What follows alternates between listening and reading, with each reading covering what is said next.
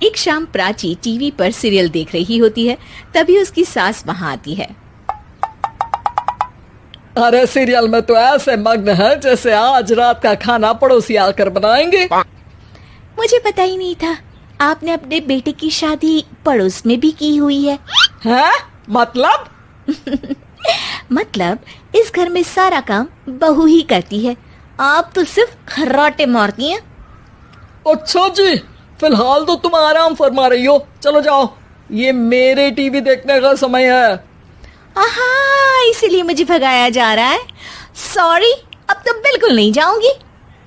प्राची की इस बात पर दोनों सास बहू के बीच टीवी रिमोट के पीछे बच्चों जैसे छीना झपटी शुरू हो जाती है, जिसके बीच श्लोक भी काम से घर वापस आ जाता है। आज मेरी चूहे बिल्ली की जोड़ी किस बात पर झगड़ रही है? अरे तेरे बीवी मुझे टीवी ही नहीं देखने दे रही। अरे तुम्हारी मम्मी मुझे खाना बनाने के लिए फोर्स कर रही है। अरे वाह, ऐसे बेतुके रीजन पर तो बच्चे भी झगड़ा नहीं करते। अरे मुझे कुछ मत बोल, सब इसने ही शुरू किया है। हाँ हाँ, जैसे आप तो बहुत दूध की धूली है ना। अरे बस, दोनों चुप। प्राची जाओ, खाने की तैयारी करो। और माँ तुम छोड़ो, तुम्हें क्या बोलूं, शांति से अपना सीरियल देखो, मुझे दोबारा लड़ने की आवाज सुनाई नहीं देनी चाहिए। ऐसा बोलकर श्लोक वहां से चला जाता है, जिसके पीछे पीछे प्राची भी कुछ न कुछ बड़बड़ाते हुए रसोई में चली जाती है। हाँ हाँ, सासू जी को तो कुछ बोलेंगे ही नहीं, बस मुझ पर ही हुक्म चलता है, खाना बनाओ, जैसे मैं इनके घर में खाना बनाने के लिए आई हूँ। इसी तरह शाम बीतती है और रात को श्लोक और प्राची की सास खाना खाकर सोने चले जाते हैं, लेकिन प्राची गुस्से में कुछ खाए बिना काम में ही लगी रहती है। इस घर में किसी को घंटा फिक्र नहीं पड़ता, मैं खाऊं या भूखी रहूं। प्राची कुछ देर के लिए रसोई से बाहर जाती है और जैसे ही वापस आती है तो वहां दूध का भरा ग्लास देखकर हैरान रह जाती है। फिक्र पूरी है, बस दिखाना नहीं है। प्राची दूध पीकर सोने चली जाती है और अगली सुबह एक बार फिर सास बहू का कार्टून नेटवर्क स्टार्ट हो जाता है। ये तुमने ही किया है। अरे अजीब जबरदस्ती है, मैं बोल रही हूँ मैंने कुछ नहीं किया। दोनों ने मिलकर पूरे घर को पागल खाना बनाया हुआ है। यहाँ कोई नॉर्मल इंसान तो रह ही नहीं सकता, इसीलिए अब पड़ोसी क्या रिश्तेदार भी घर आने से कतराते हैं। और सुन बेटे, तू भी चंगा, तेरी माँ भी चंगी, तेरी बीवी भी चंगी, रिश्तेदार। हाँ जी, आपको नहीं पता क्या, गंगाधर ही शक्तिमान है, रिश्तेदार ही। हाँ हाँ, बस समझ गया। कभी जानवरों जैसे लड़ेंगी तो कभी जुगलबंदी करेंगी। भाई मैं आप दोनों के बीच में नहीं फंसना चाहता। सास बहू की इस मनमौजी जोड़ी से परेशान होकर श्लोक अपना सिर खुजलाता वहां से चला जाता है। चलो अब मैं भी कीर्तन में जा रही हूँ। इस पर जैसे ही सास कमरे में अपना पर्स लेने जाती है तो वहां नाश्ते की प्लेट रखी देख मुस्कुराने लगती है और नाश्ता करके घर से बाहर निकलते हुए कुछ पैसे टेबल पर रख जाती है, जिसके कुछ देर बाद सिलेंडर वाला घर आता है। ओ मोरी मैया, मैं सिलेंडर के बारे में तो बिल्कुल भूल ही गई थी।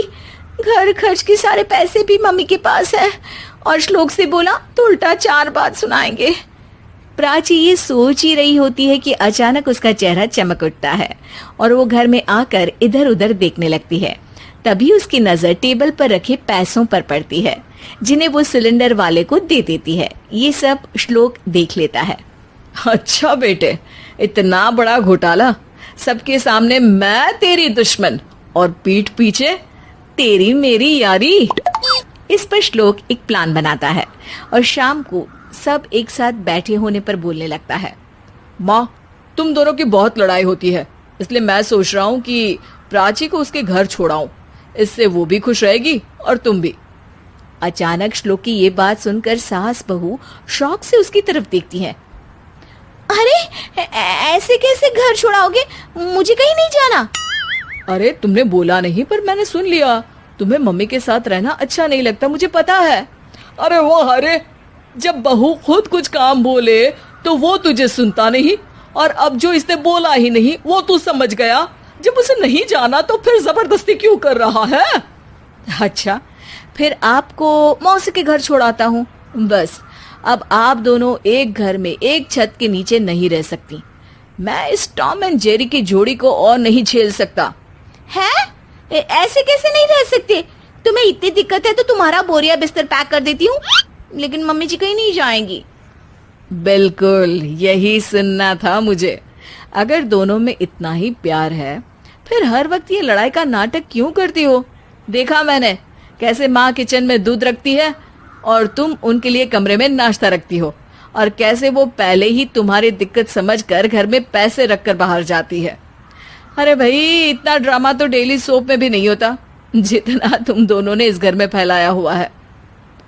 तू हमें टॉम एंड जेरी बोलता है ना, तो याद कर वो दोनों भी एक दूसरे को बाहर वालों की बुरी नजर से बचाने के लिए हमेशा सबके सामने लड़ते थे, लेकिन अकेले में दिक्कत के समय मदद भी तो करते थे। बस हमारा रिश्ता भी कुछ ऐसा ही है। और वैसे भी अगर सास बहू में तू मैं नहीं होती तो दुनिया वालों को कहानियां कैसे मिलेंगी?